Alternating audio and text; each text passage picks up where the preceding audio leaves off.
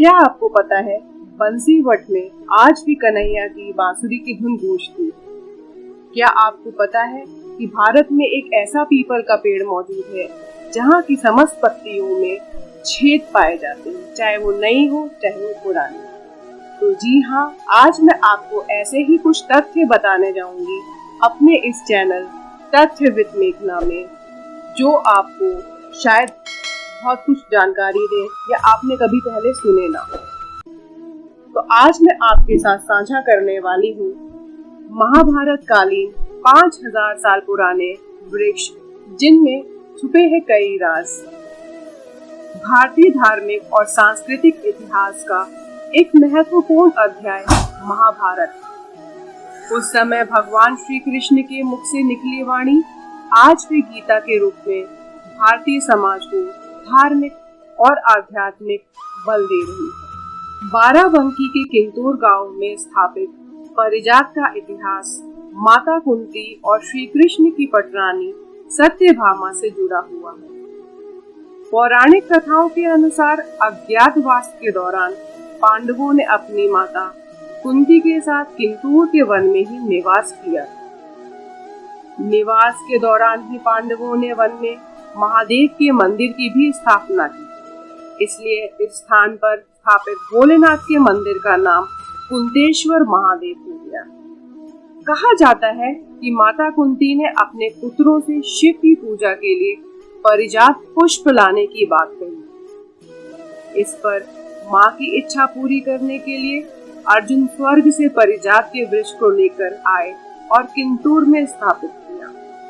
इसके अलावा श्री कृष्ण की पटरानी सत्यभामा ने भी परिजात पुष्प की मांग की थी, तो कान्हा स्वर्ग से उनके लिए यह वृक्ष लेकर आए थे। परिजात पुष्प अत्यंत सुगंधशाली होता है, लेकिन यह हमेशा रात्रि में ही खिलता है।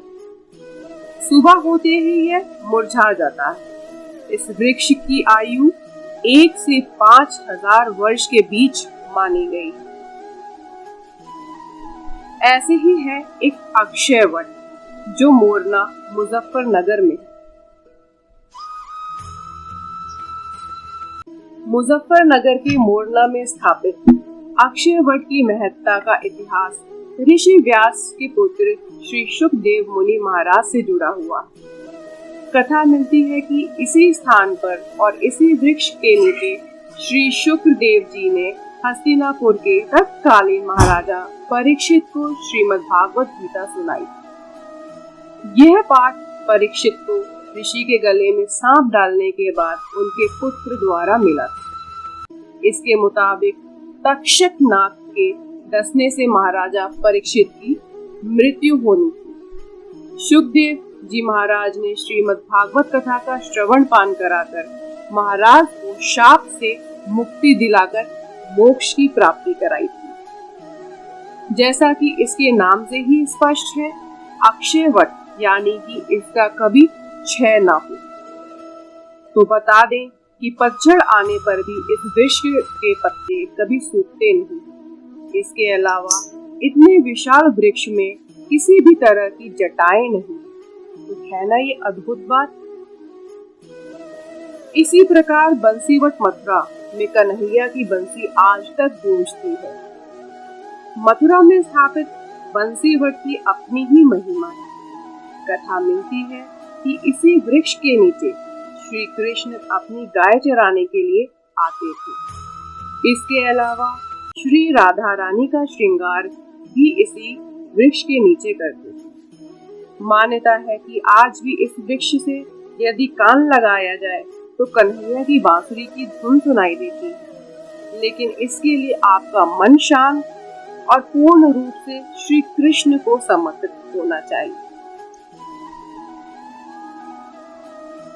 अब इसी प्रकार एक और वृक्ष है जिसका नाम है अक्षय वट, जो कि कुरुक्षेत्र में स्थित है और इसके नीचे गीता का उपदेश सुनाया गया था। कुरुक्षेत्र से 8 किलोमीटर की दूरी पर स्थित है ज्योतिसर। इसी स्थान पर है अक्षय वट, जिसके नीचे श्री कृष्ण ने अर्जुन को गीता का उपदेश दिया था। मान्यता है कि जब अपनों के खिलाफ शस्त्र उठाने से अर्जुन ने इनकार कर दिया, तो श्री कृष्ण ने इसी अक्षय वट के नीचे उन्हें गीता के 18 अध्याय सुनाए। यह वृक्ष महाभारत के दौरान गीता उपदेश का एक लौता साक्षी है ना? कितनी महान बात। इसके अलावा यह भी कहा जाता है कि आदि शंकराचार्य भी इसी स्थान पर गीता के चिंतन के लिए आए थे। बरबारन हिसार का एक पीपल का वृक्ष है, उसकी भी आप कथा सुनिए, जिसके बारे में कहते हैं यह वही वृक्ष है जिसके पत्तों को बर्बरीक ने श्री कृष्ण के कहने पर एक ही बाण से छेद दिया था। बता दें कि आज भी नए निकलने वाले पत्ते में छेद होते हैं। कथा मिलती है कि जब महाभारत का युद्ध आरंभ होने वाला था तो भीम के पौत्र और घटोत्कच के पुत्र बर्बरीक ने अपनी मां को यह वचन दिया कि जो भी कमजोर पक्ष होगा वह उनकी ओर से युद्ध में प्रतिभाग करेंगे। इसके लिए उन्होंने भोलेनाथ की आराधना की और 3 अजय बाणों को प्राप्त किया।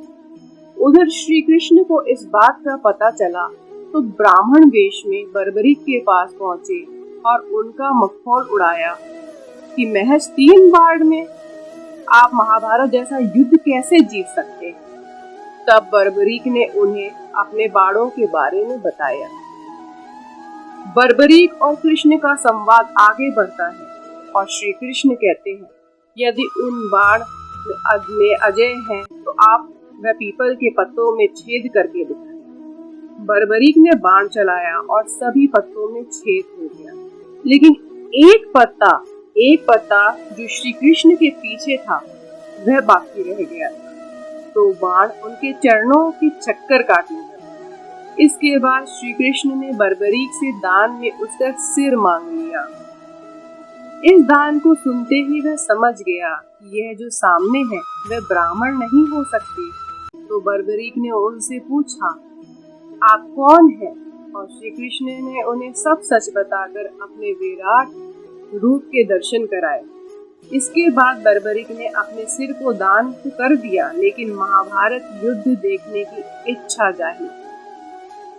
इस पर कृष्ण ने बर्बरीक की महाभारत युद्ध को देखने की इच्छा पूर्ति के लिए उस पर अमृत का छिड़काव करके एक पहाड़ी पर उसका सिर रख दिया ताकि वह पूरा महाभारत का युद्ध देख सके।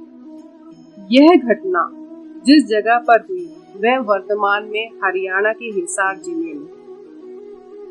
तो दोस्तों, कैसी लगी आपको ये सत्य कथाएं जो कि महाभारत कालीन से हमारे समय तक आज तक चली आ रही है? और इसका आप पुष्टिकरण अगर करने जाएं तो आपको ये सारे वृक्ष अपने स्थान पर मिलेंगे। तो है ना हमारा देश महान और हमारा सनातन धर्म महान। तो ऐसे ही कुछ किस्से और कहानियां सुनने के लिए, कुछ तथ्य सुनने के लिए आप मेरे YouTube चैनल तथ्य विद मेघना को सब्सक्राइब कर लीजिए। मैं ऐसे ही नए चीज़ों के बारे में जानकारियां आपके सामने लाती रहूंगी। तो मिलते हैं अगले पॉडकास्ट में, तब तक के लिए नमस्कार।